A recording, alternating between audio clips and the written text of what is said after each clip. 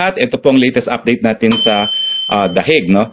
Lilinawin ko lang po yung mga lumalabas na report. Hindi po magiging abogado ng presidente si VP Sara dahil sa saligang batas natin ay mayroong pagbabawal sa pag-practice ng propesyon.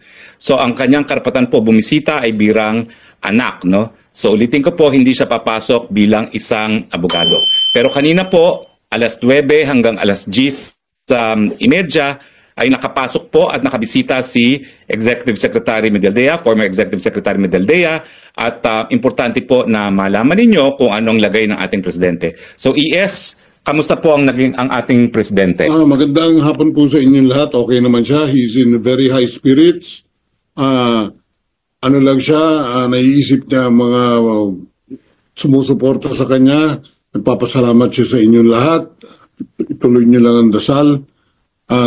Isa sa medyo namimiss niya yung kanyang usual na kinakain, yung tuyo, yung munggo, at higit sa lahat, yung piniritong saging.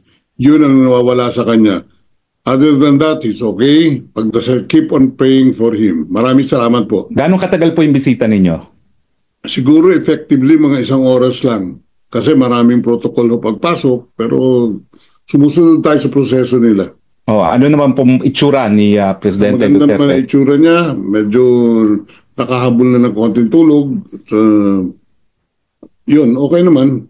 Meron ba po siyang mensahe para sa mga nagmamahal sa kanya dito sa buong mundo? Tinanong ko siya niyan. Sabi niya, mahal na mahal ko kayong lahat.